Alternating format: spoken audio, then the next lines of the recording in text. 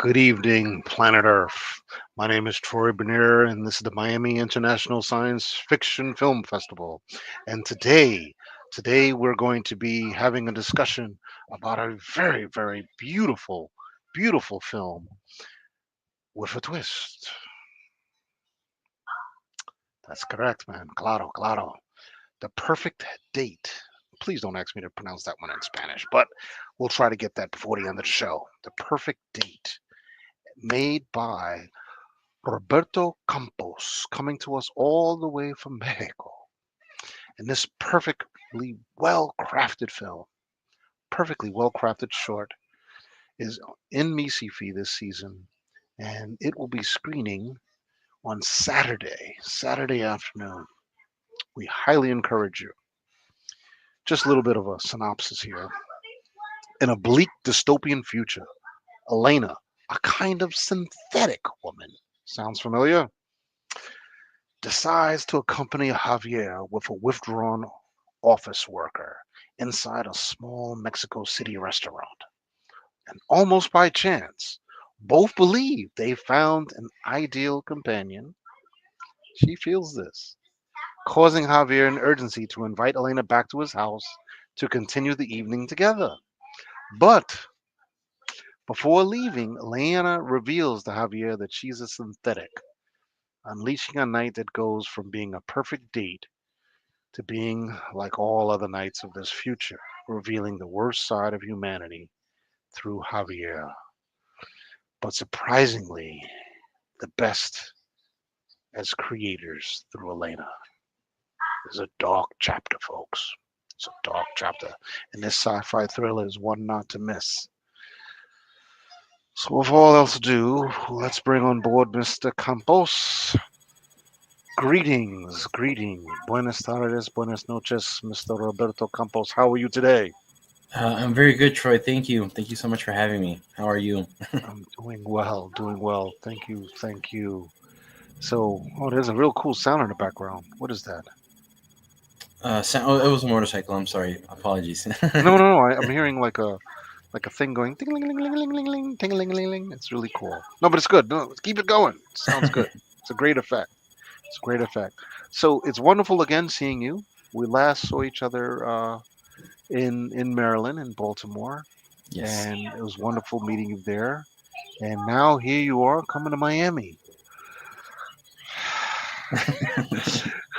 So here we go again with this film, The Perfect Date.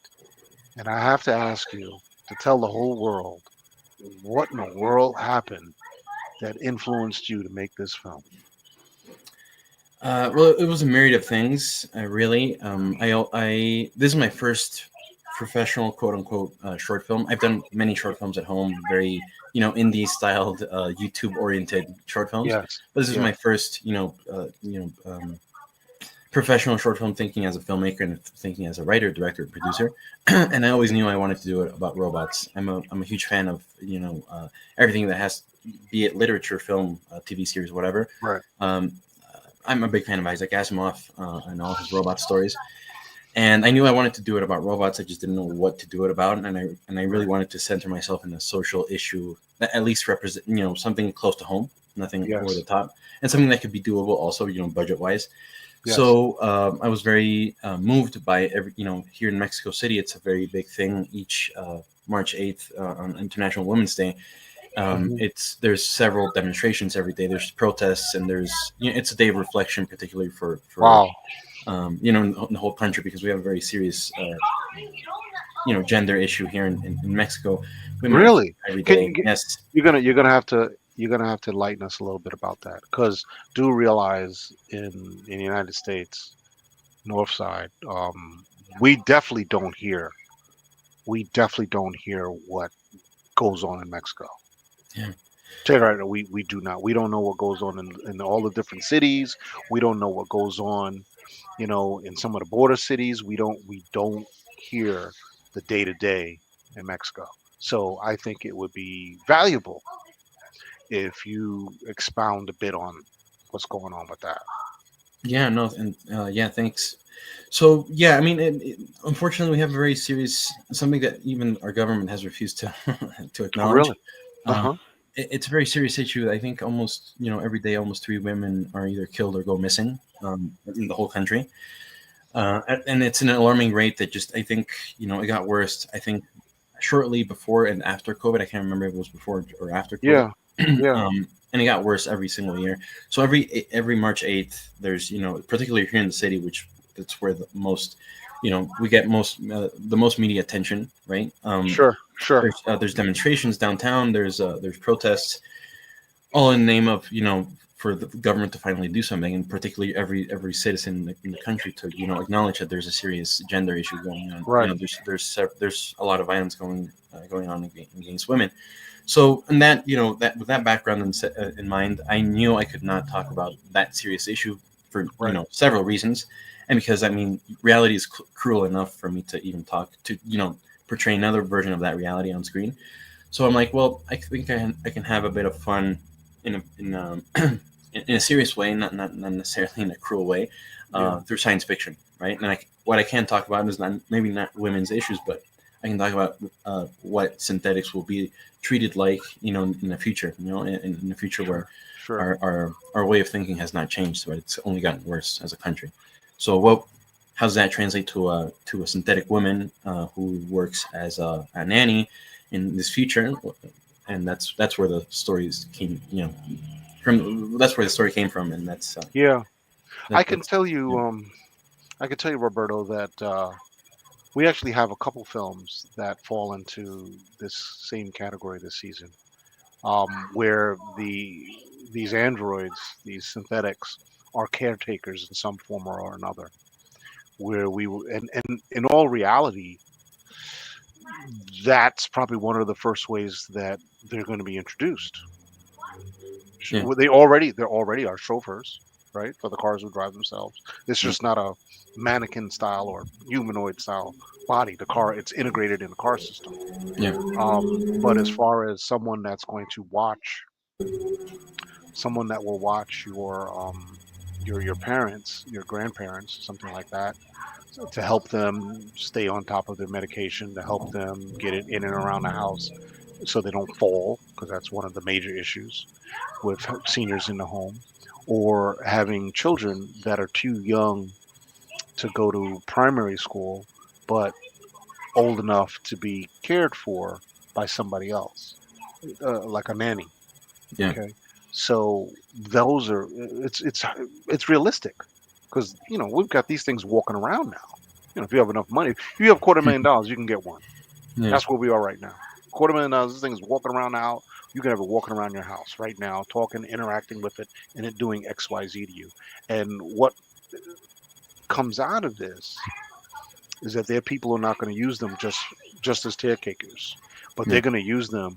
They're going to use them for other reasons, and some of those other reasons could be very dark reasons. In Japan, I think they've created laws against some of those dark reasons already. Okay, Yeah. so that's a very interesting topic, very touchy topic that you bring to us, which science fiction is one of the platforms that are best to deliver this. Yeah, and obviously I'm like I thought about something that I could easily do on a budget, right? Because Right. it's does I mean it was a student it is a student film. I was still studying when I made the film, so I'm like, well, I can imagine what 2041 will look like here in Mexico City. Unfortunately, here in Mexico City, if you look 20 years back from where we are now, the city really hasn't changed that much, at Right. least only in clothing, right? Maybe vehicles, but the buildings stay the same, right? So I'm like, well, I think that's easily doable. Thinking 20 years ahead, and only focus on details, right? Cell phones, TV screens, technology in general, but in the micro scale, not really thinking Hmm. macro. So Hmm. yeah, Hmm. Hmm. So, you're coming out of Mexico, yes? What part? What part of Mexico? yeah, Mexico City. Yeah, Okay, the big yeah. city, big city. But it's like 10 million plus people there, maybe more. We're too many. Yeah, and each holiday season, I am. I think we're becoming more. It just gets messy, and right, particularly this holiday season, there's always people on the street all the time. So yeah, we're too many people in the city. It's a That's big issue. okay. It's okay. Okay. I recall reading there's some challenges with the water supply, with the amount of water that's available, and the fact that the city is subsiding in Yeah, some areas because of the aquifers are being depleted. These are no, the that's things true. that I read about. That's all the news that I get coming out of Mexico. And oh, I did get the pronunciation correct here. At least I think I do. La cita perfecta.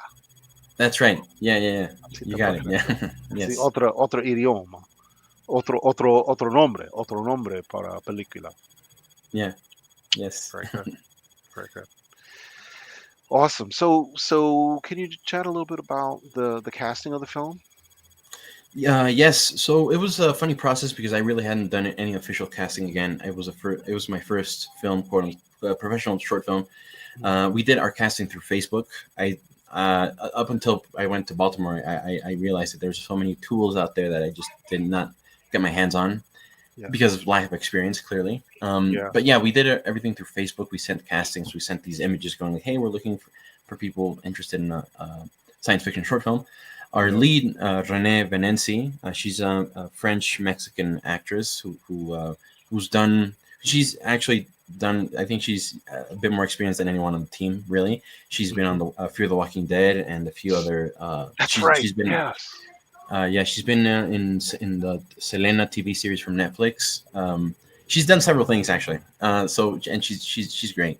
Um, and she was actually convinced that her casting her tape was not correct because she was too human. She's like, oh, I messed it up because I think you're probably looking for a very robotic C-3PO ish android. No, more like Sure. Mr. Data perhaps.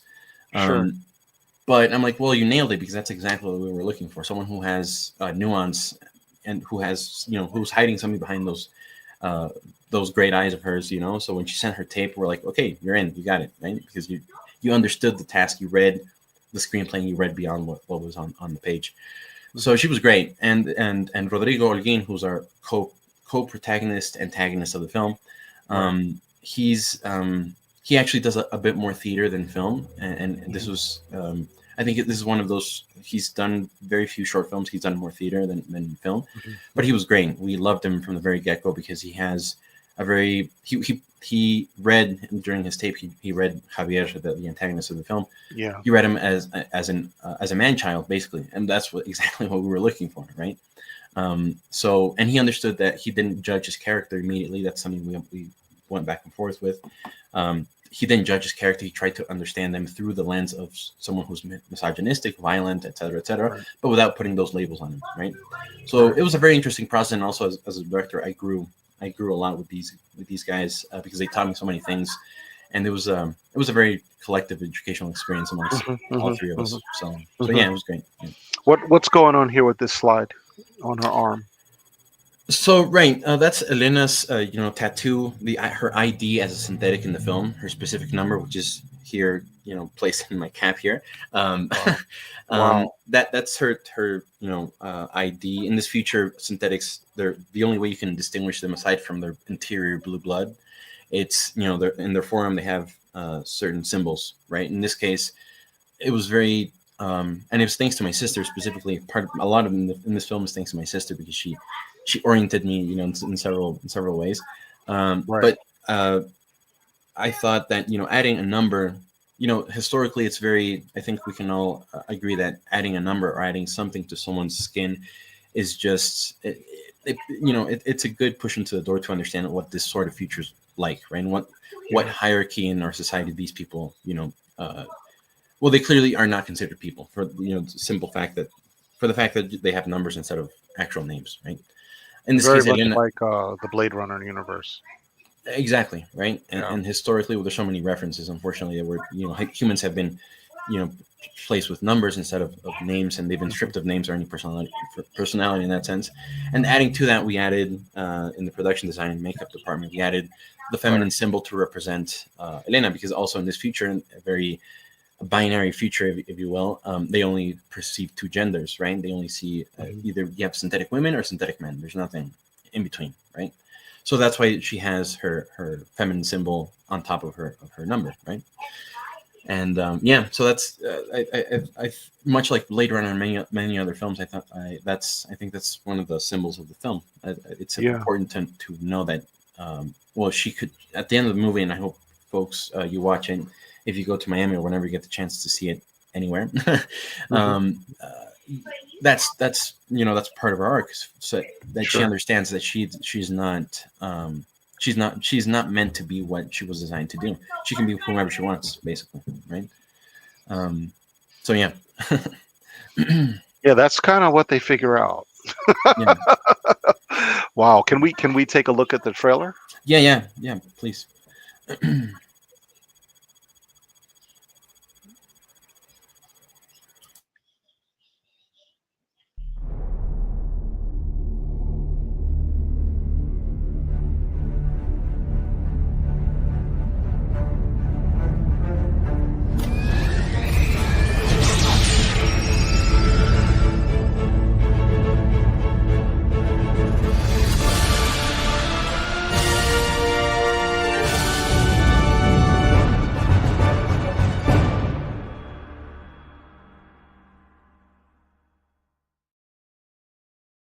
Wait a second. Okay. All right. All right. Awesome. Yeah, Yeah. So,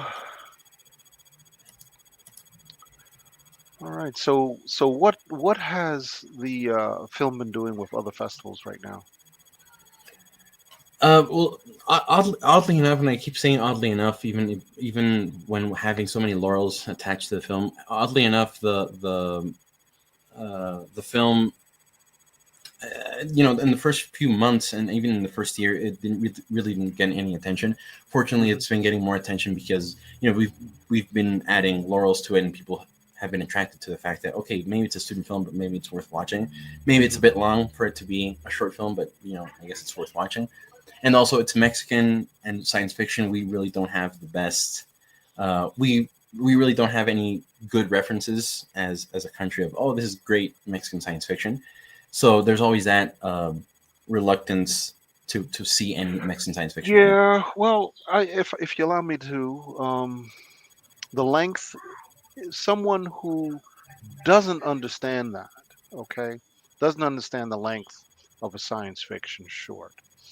A short, yeah, lots of festivals, they prefer shorts between 12 and 15 minutes or even less. But as far as science fiction is concerned, you always need 3 to 5 minutes of world building inside the film to add more context and understanding.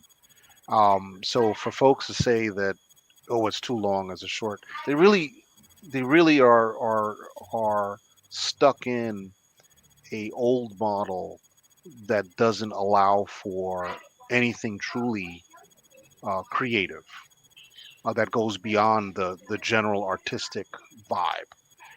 That's the way we have seen things, and that's the main reason why Misifi was created.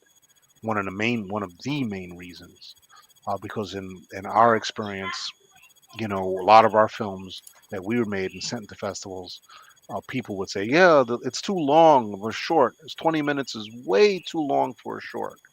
And I could tell you right now, the overwhelming majority of films that we receive, yes, you have films that are less than 10 minutes, okay, but we have equally the same amount of films that are more than 15 minutes, that are between 15 and 25 minutes.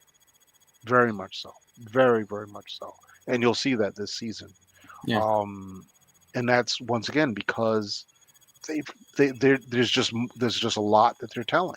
It's not just a very it's not it has more dimension. I think you may have mentioned there's more dimension going on than what we typically are accustomed to dealing with conventional film, the contemporary. So, um, and when you attend some of the other sci-fi festivals or sister festivals, you see the same thing because there's a lot of overlap. yeah, So, I would not be too discouraging. I would say focus more on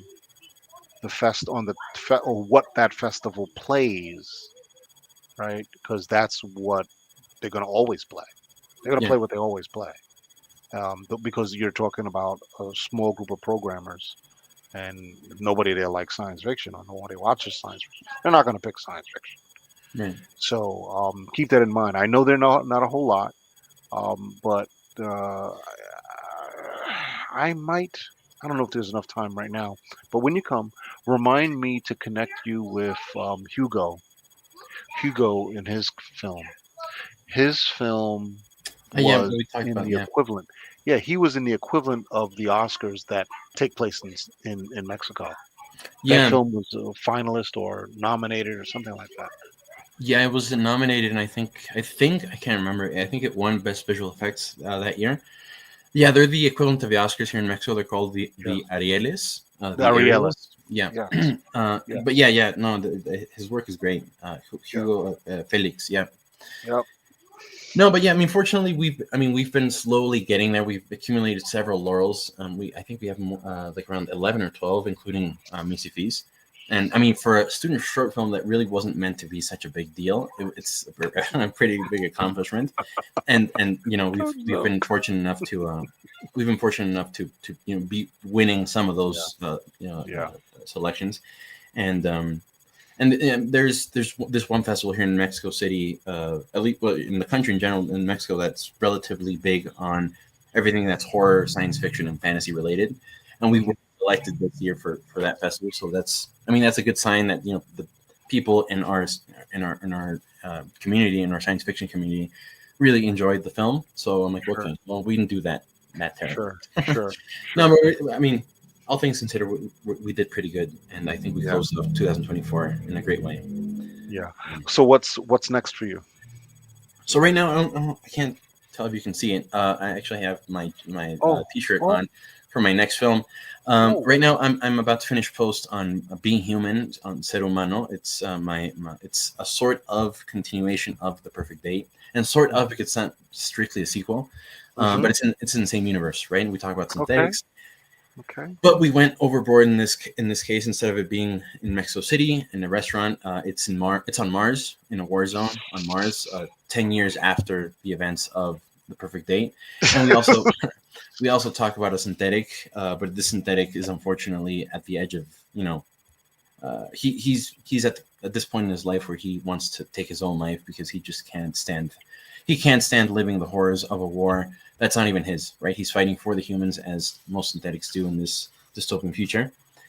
And right when he's about to end it all, he comes face to face with another soldier on Mars that, through a very philosophical, Yeah, slightly optimistic conversation, he yeah. comes to terms with understanding that being human is not necessarily being all bad or being all good, but it's Hmm. a little bit of both, and it's up to Sure, oneself sure. to define what you want to be in that sense, right? So Okay. yeah, and we're finishing post on that. And we hope we can submit, obviously, to MECP once it's done for next year. Yeah. Um, uh, but yeah, we're excited. We're almost done with that film. Okay. Yeah, No, no, you gotta send that in, man. Send it in. yeah. Send it in. I want to see this. Warzone on Mars? Oh, are you kidding me? Mars. That sounds great. Sounds great, Roberto. All right. So, are there any other questions? We've got quite a few people on Instagram that were listening in. Um, Well, I don't know if anyone has any questions in regards to the film. We hope to. I mean, obviously, hopefully this year, I think, was our last year for festival right. circuits. If we find anything worth submitting to, we will.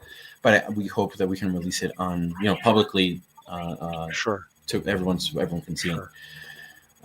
But yeah, I mean, and yeah, we hope to. We're going to be bringing. Well, I hope more news once we get to Miami in a few days, in regards to being human. But yeah, I mean, you can follow us on social media also. I hope we can share it to some point. But you can follow our my production company. It's Fields Productions Sure. official on Instagram and Facebook. Yeah. And we have the social media for the film, which is La Cita Perfecta cortometraje. Just La Hmm. Cita Perfecta will show up, the Hmm. perfect date. Hmm. But yeah, I mean, you can follow us, and we're happy to always answer questions whenever you want to Awesome. ask us. Yeah. Awesome. Are you planning a third installment on your universe? Everyone keeps asking me that. I just don't know what. I mean, I would love to because it's like okay, you've done two, might as well do three in the way of Isaac Asimov. You always loved at least a trilogy at bare minimum, you know. Um, but no, I've really been wanting to sit down and grab the story of the perfect date and expand on it because there's always like how did Elena come to being, and Yeah, what happens to her after she beats what all the issues that go on in the film. She gets over that in the film. What happens to her, right? Because there's another story that I actually co-wrote with my girlfriend.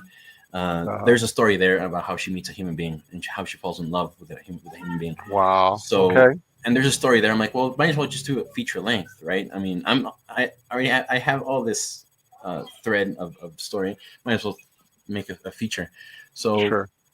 I mean that's a long term. I hope not so long term because then you never get it done. But yeah, Hmm. that, yeah, that's the idea more or less right Well, now. we have another question here. Yeah, Someone is asking what the best robot. I think they're trying to say what's the best robot picture. I I guess in don't. film, I, I yeah, guess. they might be a little confused. Um, I think they're asking what's the best robot movie. Right. I the easy answer is always Blade Runner, right? The first Right. one for me. I love Right. Blade Runner because it talks about so many things, The specifically about. I'm sorry. not the second one that was made. Well, both are great, and I think you should totally watch. If you're going to watch the first one, might as well watch the second one, right? But I both expand on more than if robots have emotions or not. They expand on that, right? They go Right. beyond that, Right. and that's the great thing about. We actually took a lot of inspiration uh, from from both films, right? Because like, hey, yeah, okay, robots can have emotions, but then what? And that's the fun part about making Right. films. Right. Right. Someone. I think this is someone that was either your alt or has your access to your account, but they're asking if you were to make a non-science fiction movie, what would it be? If I were to make a non-science fiction film, I actually thought about that a lot recently. I've always wanted to make either something related to thriller. I've always loved thriller films. I just don't know if I'm good at them. Right. Something detective esque, like something neo noir ish. Right. Right. About someone finding out the truth about or a conspiracy film. I always loved conspiracy films. And well, I think they they already said they're family. Or it's my dad, and my father. Okay. It's this part. It's a padre. It's a padre. um, but yeah, something along the lines of conspiracy or something like that. Something Right. thriller esque. Yeah, because that's another conversation, right? But Sure. everything that's conspiracy related, I love, and it's uh, the tension of characters finding out that they've been living in a lie, and everything they know is a lie is always good to see in a film. Yeah. So yeah, Oh, that's neat. That is awesome. You're doing well, Roberto. Doing very yeah, thank you, well. Chair. And once again, we can't wait to see you at the fest. And do you have the time slot when your film is playing? Yeah, I think you said Saturday night, and I Saturday. was going through the email the other day. It's I think it is Saturday night or late afternoon. Yeah, I'm I can't taking a remember. look here. One sec. Saturday program. I show here. Uh, oh, okay. You're the opening film in the horror sci-fi thriller session. Yeah, 8:35 And all I can tell Saturday. you is that this session is absolutely fantastic. It's an excellent set of horrific science fiction. It's going to scare the hell out of a lot of people. Yeah, it's really good. This session is it's going to be scary. This one here is really really good. We have a performance, a musical performance like a concert, which would be nice. About 3 or 4 songs. Then this one here is a nice panel regarding the X-15 and the science behind science fiction. Um, if you want to be part of that panel, make sure you if you signed up for it already. I think we already put those Yeah, want I did. hopefuls. Yeah, I did. yeah. And then prior to that, which the Edge of Space is part of that, but there's a really nice one here. Your time has come. I want to say this is from Spain. Your time has come. Wow, it's really good. It's really good. Yeah. We what we don't say. Another. Oh man, really, really good films. Antares, which I didn't even pay much attention, but Antares is actually a French film that was finalized in post in Canada, which is really Oh wow. good. This one here, I think this is either from Germany, Switzerland, or Austria, which is also really good. Soulmate. Whoa! So you're gonna like that. That's an AI type of Android film. Okay. Poof. Yes, yes, yes, yes, yes. And then these are like uh, family films. All very Cool. very good. When I say family films, we're referring to films that anybody can watch. It's not going to scare the hell out of kids. That's important. Um, do you think last question, and then we're going to have to go. Do you think robots or AI is a threat to humans? Oh man, that's a tricky question. It's a And loaded question. it's a loaded question. Um, I mean, yes. I mean, the short answer, yes. Like anything else, really. Hmm. Uh, but I mean, I always have this debate with people in my family. People who do film like I do and who love science fiction. Um, I mean, yes. The short answer is yes. Like a hammer is also dangerous to any human if you use it against another human, right? Um, but I am convinced. I am of the idea that the day we eventually get to creating self-autonomous and self-aware AI, um, they'll think of us like we think of ants, right? I mean, you can kill them, yeah, but that's it. That's about it. They really won't care about us unless I don't know, because it's something so far out there that it's another conversation altogether. It's another 45 minutes of talking. Um, but yeah, I mean, obviously, yes, right? Short answer, yes. But it depends on who's behind the wheel of Absolutely. I Chat think it's GPT, totally. right? I think it's totally based on humans. It's not about the tool. It's about Yeah, how the human is using it. yeah, And that's just historical. But if you don't, a lot of folks that make those kind of statements don't really know much history, so they're dooming themselves to keep repeating it over and over and over and over again. And well, yeah, you know, it's safeguards. You have to have safeguards. yeah, It's the reason why we have red lights. right. It's the reason why we have traffic lights. Yeah. It's that simple. Well, and a year ago, I always kept saying, "Hey, so those three laws of robotics." Isaac Asimov saw it first, right? Yeah, And then yeah. people, I used to talk about that like a year ago, or a year and a half ago. And people were like, "No, man, what are you talking about?"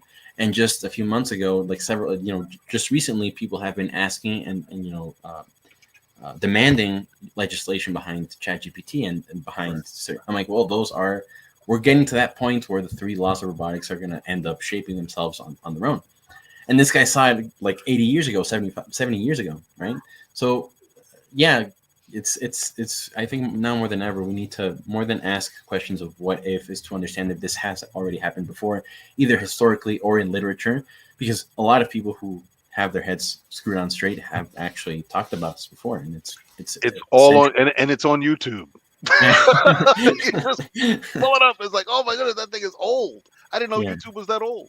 Yeah. Yeah, absolutely, absolutely. There's nothing new in the world.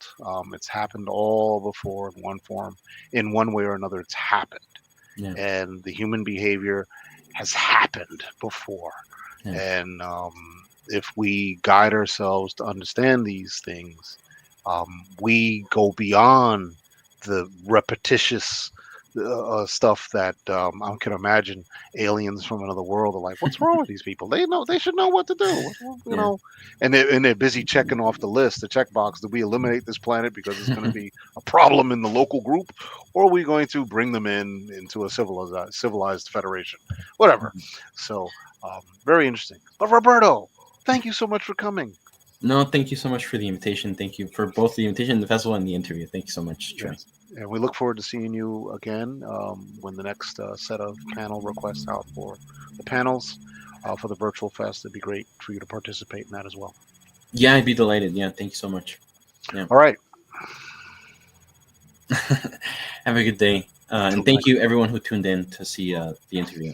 And make sure to, check out more of Misipi in the next weeks. Awesome. I'm going to play the trailer again and turn out. See you now. Yeah. Bye-bye. Bye.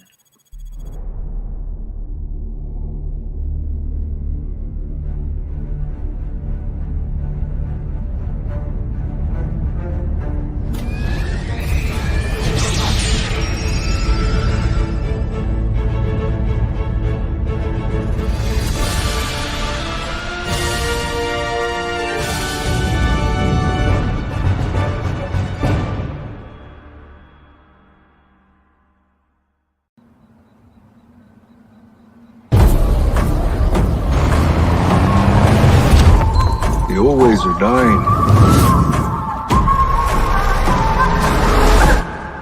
I've seen them come to an end in my time. Brothers, we have a problem here. It's the day she came into our lives.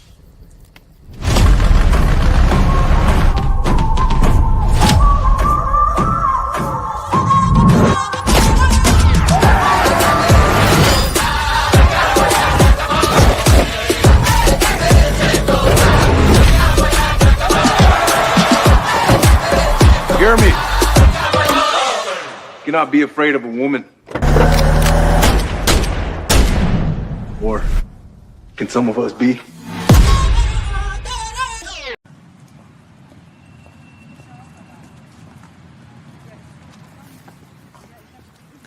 Voy a hacer una llamadita. No, por favor. Por una vez que vamos a cenar juntos y los niños, vamos a desconectar un poco, ¿no? Ya, pero es muy rápida. Que no, que los niños están bien, que los niños están bien con los yayos, ¿de acuerdo, cariño? Sí. Vale, de acuerdo. Pero, en serio, ¿por qué tienes que poner siempre voces? Mami, es que tienes 12 años. Yo no te pongo nada, chuki-chuki. Chuki-chuki. ¿Tienes ¿Qué? hasta legañas? ¿Tienes legañas? Legañita. Que sí, tienes 12 años. Oye, vamos a un vegetariano, ¿no? Hombre, es que somos vegetarianos. Bueno, vegetariano serás tú, yo lo hago por ti. ¿Qué ha pasado ahí? Marta, ¿dónde vas? Bueno, que igual ha pasado algo.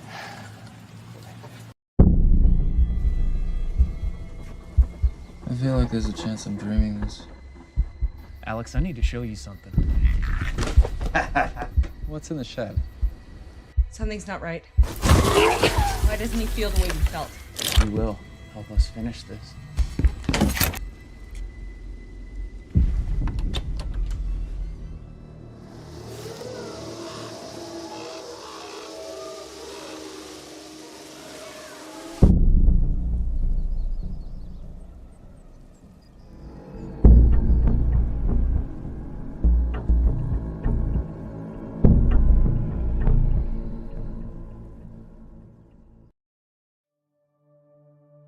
These are extraordinary times, and we face an extraordinary challenge. The dramatic achievements in space which occurred in recent weeks should have made clear to us all the impact of this adventure on the minds of men everywhere who are attempting to make a determination of which road they should take. I believe that this nation should commit itself to achieving the goal before this decade is out, of landing a man on the moon and returning him safely to the earth.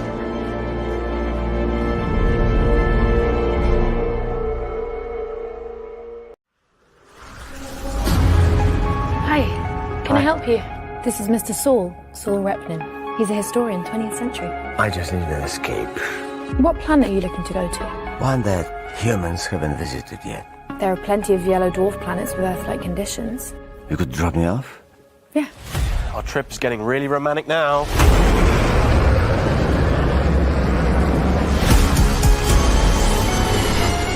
Be strange. You can't really escape human nature. I'm done with human nature. and people. This is your planet. She's a beauty. Lots of oxygen, no harmful gases, no carbon dioxide. Let's name her Saula. Who wants to be the first to set foot on this planet? Break! We're spinning around. Touch the controls and I am leaving you. I've got no use for weapons. Here, my friend. That one?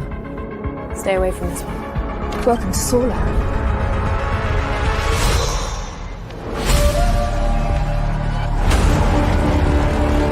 First death. Several days ago.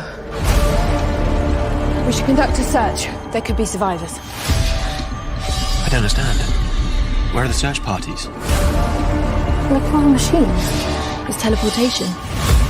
Don't do anything stupid. You're afraid. Of course I'm afraid. I'm afraid for your sake. Oh my God. You're afraid of us.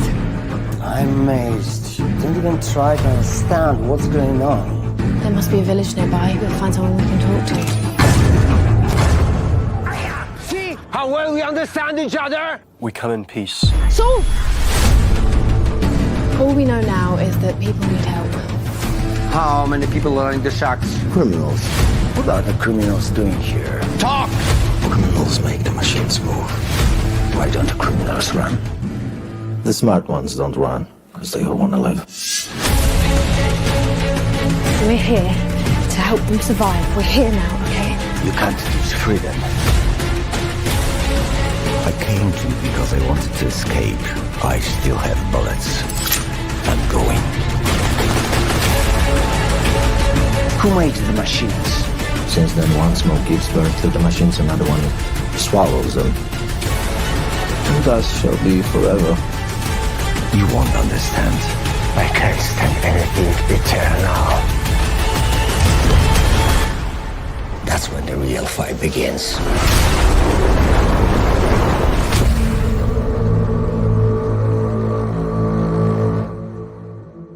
My friends, the time has come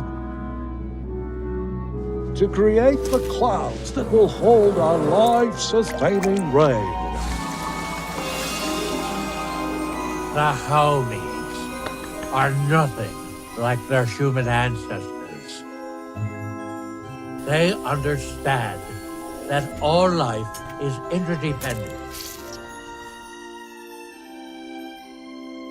It was all of a sudden the homies became so sick. The water we've extracted from the homies' blood isn't even enough for one rainfall. Your Highness, I'm concerned the water my forefathers collected before the rain stopped won't last.